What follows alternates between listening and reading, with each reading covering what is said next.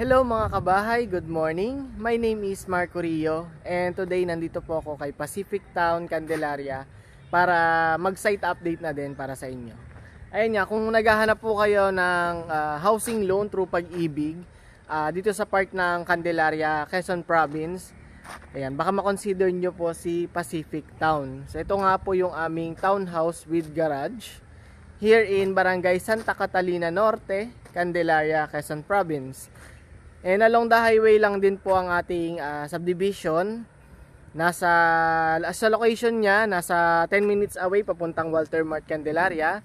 And nasa 15 minutes away ng papuntang public market ng Candelaria. Kung nasaan po yung mga bilihin, mga establishments, mga hospital, kainan like Jollibee, McDo, or mga malalaking sari-sari stores, mga groceries. So, yan. Along the highway lang siya kaya maganda po yung location. May mga walking distance lang din po ditong school. Elementary and high school. Okay po. And ito nga po yung aming townhouse with garage. So, wala tong pangalan kundi Pacific Town Townhouse with Garage lang. Ito yung sample ng corner lot namin. Ito po yung inner lot, yung gitnaan. Tapos, ito naman yung end lot.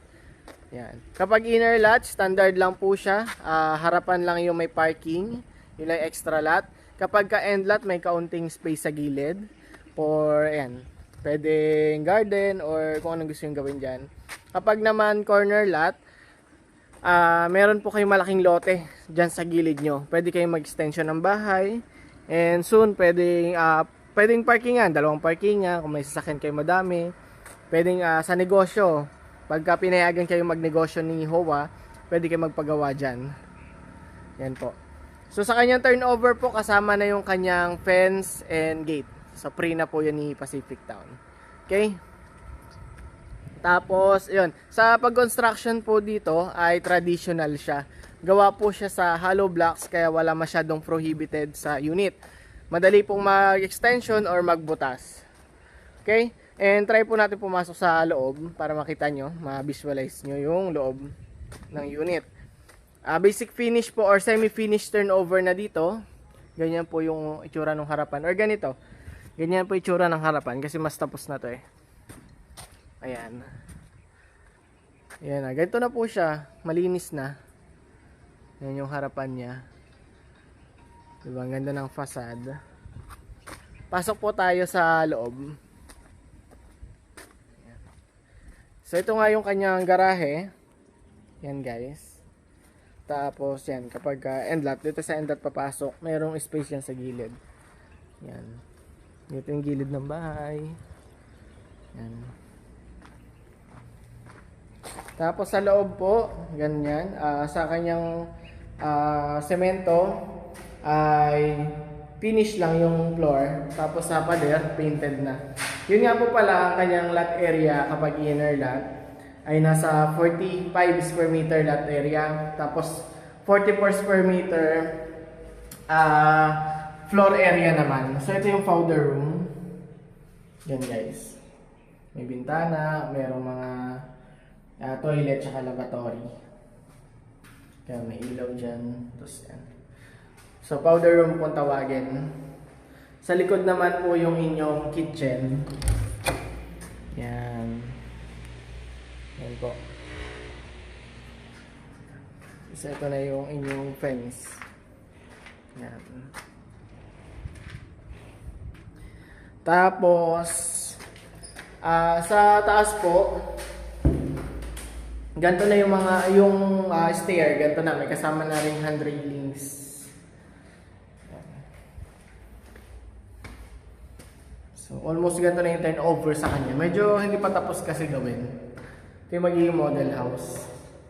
So, ito yung toilet and bath. Ayan po yung toilet and bath. Ayan yung ating lavatory, toilet, tsaka may ano na dyan, shower lalagyan. May window for proper ventilation. Tapos may ceiling na din po siya. Oh. So, ang ganda ng kanyang mga windows. Mayroong vertical. Ayan. Kasi yan yung mga kapitbahay niyo, pag may mga bahay yan dyan yung makikita. Yan. Okay, so kasya po ang 2 bedrooms dito. sa kay Pacific Town. So provision for 2 bedrooms po ito. So baba na po tayo. Yan. So papakita ko yung sa screen yung computation niya for inner lot tsaka end lot. Kasi kapag corner lot po yung gusto natin, upon request po yung computation kasi iba-iba po yung sukat ng extra space ng lot area kapag po corner lot. Ito yung ating standard na inner tsaka end lot. Hindi ito mababago yung computation. Ganyan na po ito. Kasi pare-parehas ng lot area siya. Yan. So yan. Kung pasok siya sa budget nyo, yung price ni Pacific Town, baka po makonsider nyo siya, di ba? Kapag avail kayo, mapag-reserve kayo ng unit dito kay Pacific Town. Kasi malapit na po ito magpa-turnover. Possible by March may pa-turnover na sila dito. Tapos next year mga medyo mahangin. Taas ng hangin.